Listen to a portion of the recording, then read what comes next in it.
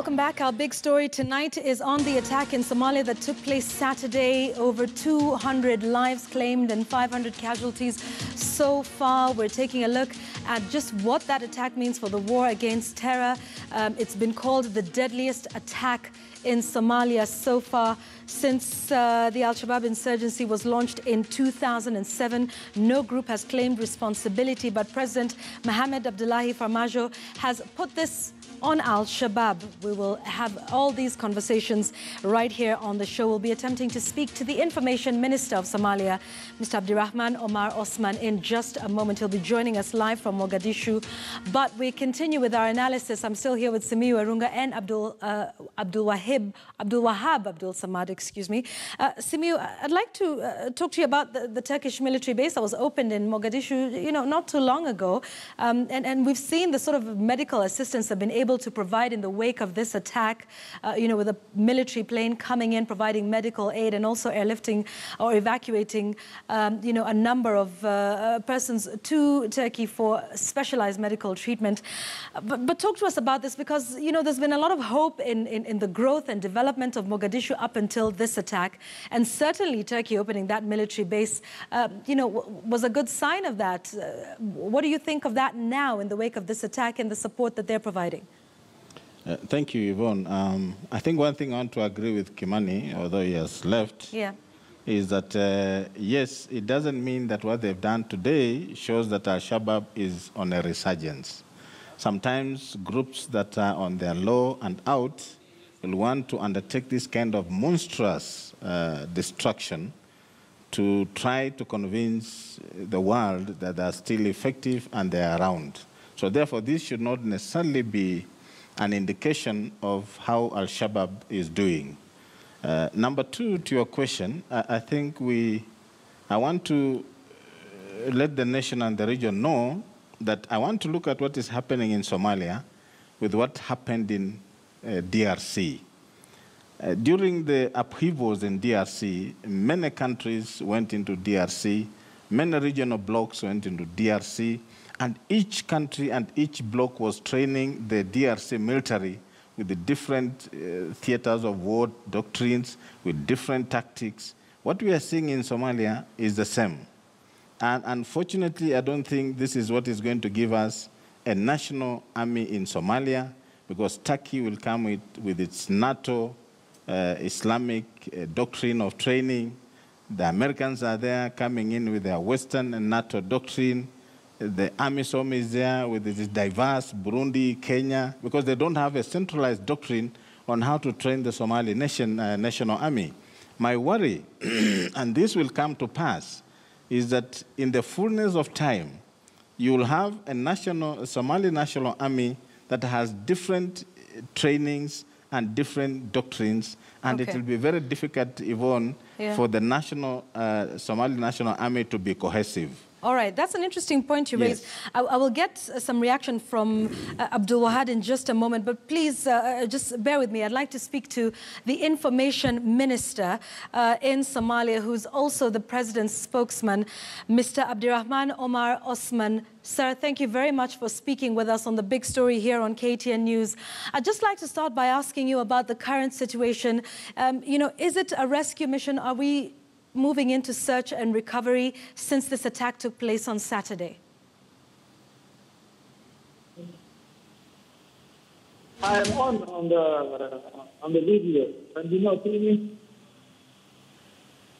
Yes, that's correct.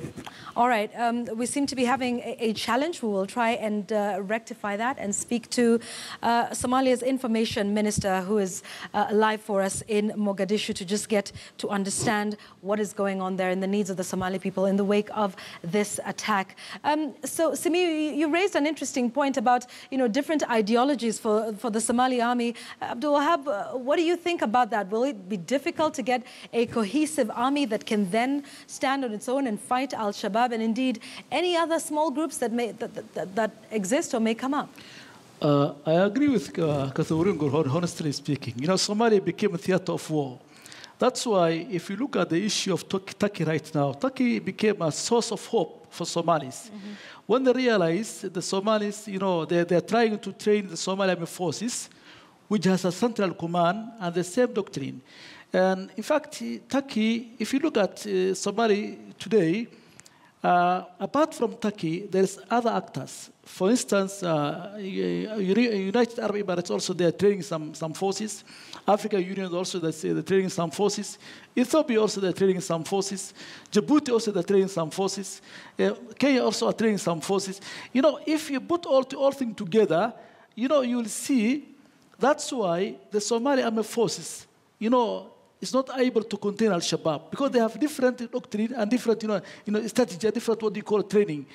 Turkey, the main purpose now they came to opening what they call one of the biggest bases in East Africa is to train the Somali security apparatus, which has a central command, which is the same, curriculum of the training. That's why even Turkey, even in future they're going to open another training camp in Hargeisa or maybe in Bosaso or in Mogadishu, so that they easily build the capacity of Somali army forces, so that they can easily contain and defeat, Al-Shabaab, and can easily also handle the security of what they call of the country. Even let me remind you one thing. A strong, AMISOM peacekeeping, 22,000 strong AMISOM peacekeeping force, together with almost 30,000 Somali army forces. Even if you add what you call the Alpha group, which trained by the Americans, can defeat village boys between 5,000 to 7,000 within Somalia. Many Somalis are asking for, there is no political will to defeat Al-Shabaab. But if the Somali security apparatus, Somali security force has a central command, has the same training, trained by the single friendly state, they can easily handle the security of the nation. And that's what's lacking for the last 10 years. That's why this AMISOM peacekeeping force, the main purpose they came to Somalia is to train Somali army forces. And they can handle the security of the nation. But unfortunately, they failed to do so. That's why Somalia became free for all. Turkey, they opened a base in Somalia. United Arab Emirates, they came and opened another base in Somalia. African Peace Corps, they're training some other forces in Somalia. There's a lot of conflict of interest among what you call those who train in Somali army forces. Right. The sooner they stop that issue, the better. Yeah, indeed. I'd like to focus on the international reaction. Do you sense the empathy, the outrage over this attack like we've seen with others? I mean, those Je suis Mogadishu hashtag, there was Pray for Mogadishu hashtag, but, not nearly on the scale that we saw for Je suis Charlie Hebdo, for example, or any of the other attacks we've seen in Europe, in Belgium, in France, in recent months. What's your sense about the international reaction? Does it inspire you, or was it disappointing for you, Abdul Wahab? If you look at, I agree, I totally agree with you. If you, what happened in Paris, just, the other time, and if you compare to what happened today in Mogadishu, the Somali communities are eagerly waiting what they call the action of international communities.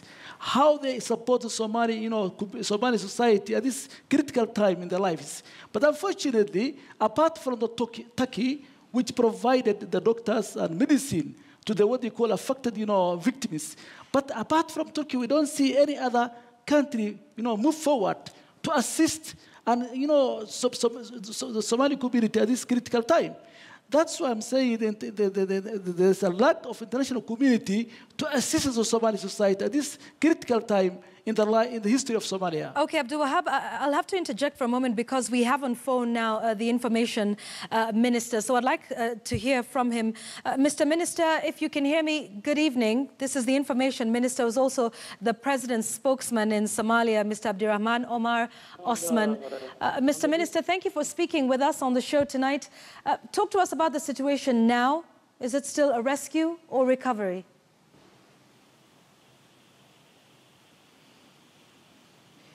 Mr. Minister, can you hear me? All right. Okay. Mr. Minister, talk to us about the situation at the moment. No problem at all.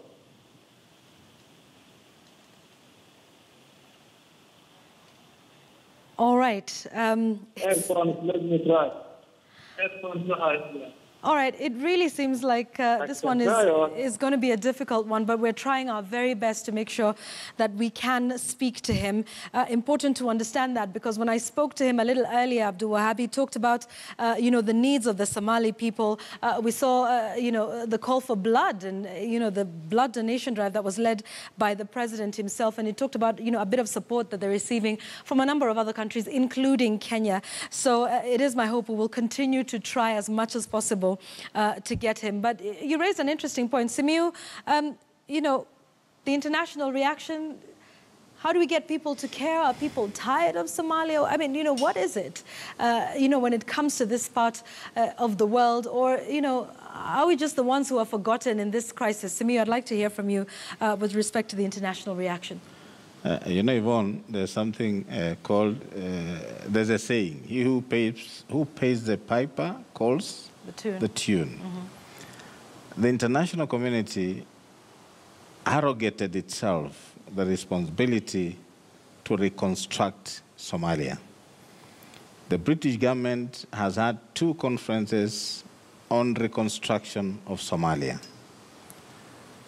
We've not seen any change in terms of what is happening in Somalia, because the situation prevailing in Somalia now is what is called, with conflict specialists like Abdi Wahad, is called a process of post-conflict reconstruction.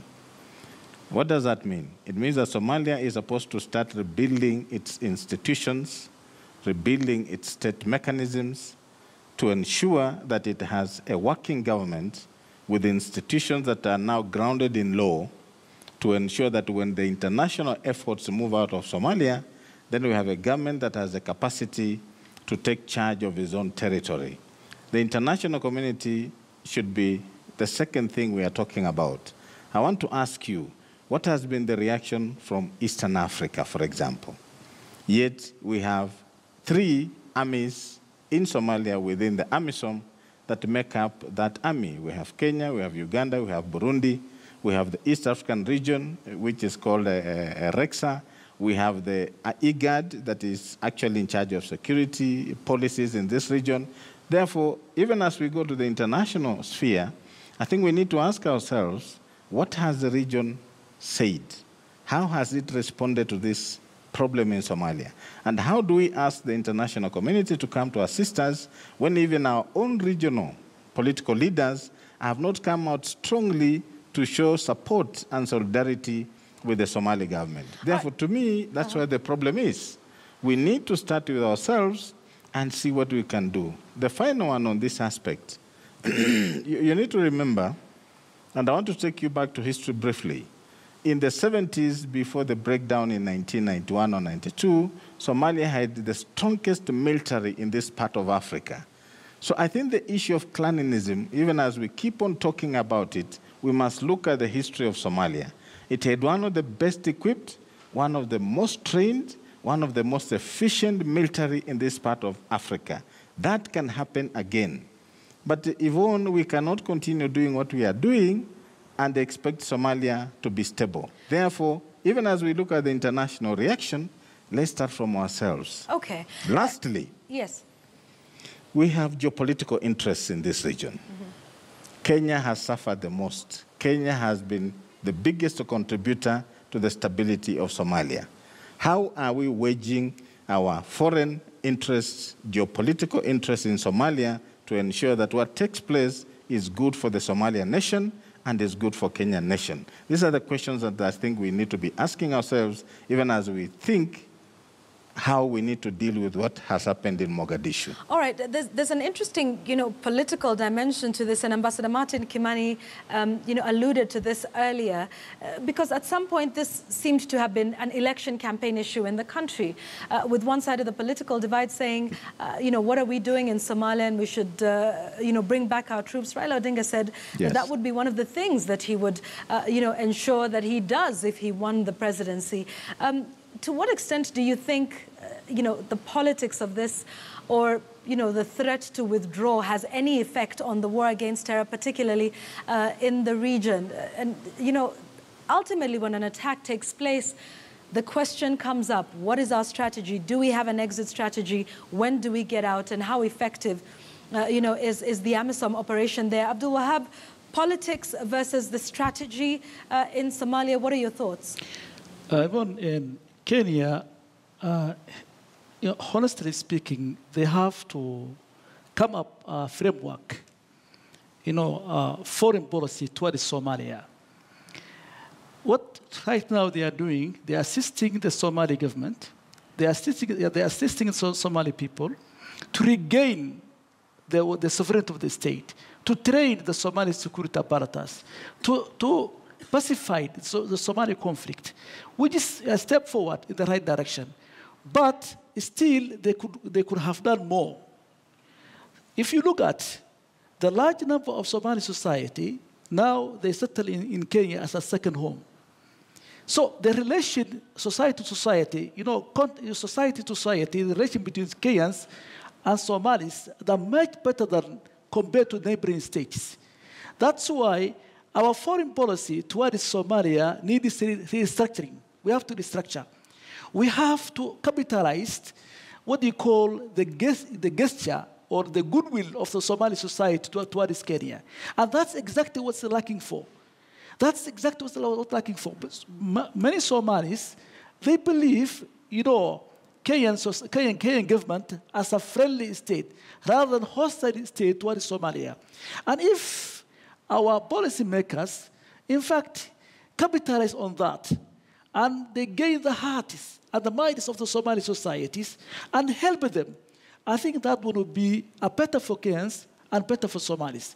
The other issue I'm going to mention is, if you look at the geopolitics of the region, today, in Ethiopia today, there is some internal problems. It's boiling up. That's why Oromo is the largest single ethnic group in Ethiopia today.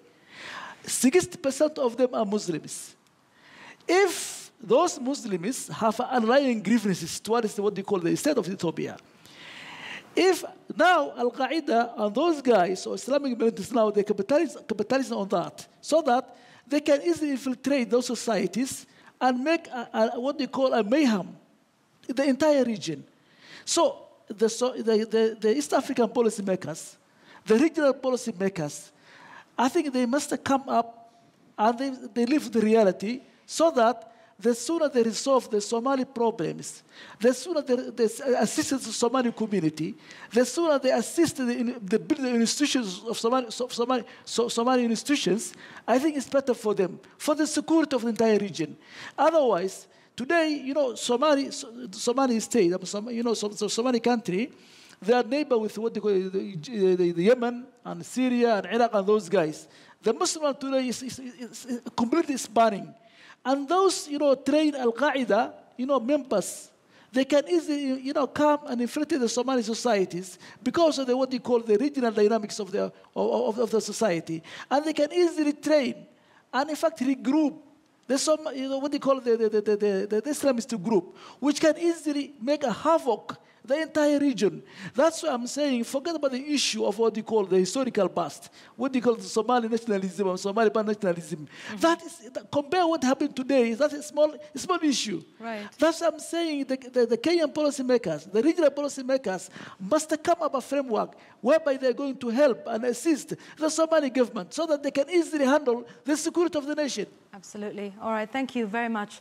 Gentlemen, I want to thank you very much for your time on the show this evening to help us understand what took place in Somalia and how we start to move forward and ensure stability and strengthen, the local forces within Somalia. Thank you very much to my guest tonight, Horn of Africa Specialist Abdul Wahab Abdul Samad Abdullahi. Thank you very much. As well to Simiyu Arunga, who's a security specialist, and Ambassador Martin Kimani, who joined us on phone. We're sorry we're not able to get you the information minister in Somalia. We did try. Technology failed us today, but we'll definitely make sure we attempt to get that for you. Remember, there's been, a call for blood donations in Somalia. We've seen that being led by the president. If you're wondering, well, what's happening in Kenya? Well, tomorrow at 9 o'clock in the morning outside the Sunrise Mall in Isli, the First Avenue, there'll be a blood donation exercise in aid of the victims of that horrific attack that took place place in Mogadishu. If you're looking for more information on that, the hashtag to follow on Twitter is Kenyans for Somalia. So that hashtag again is Kenyans for Somalia, and you can find all the details there on that blood drive that's taking place tomorrow at 9 o'clock in the morning. So that's our big story tonight, and that is why it matters. It is important. Regional security, definitely. Kenya, that has played such a pivotal role in the stability and security of Somalia, and Kenya itself, no stranger to, horrific terror attacks in the country as well. That's our big story tonight. Thanks very much for watching. We will see you again tomorrow. KTN Prime is up next. I'm Yvonne Okwara Matole.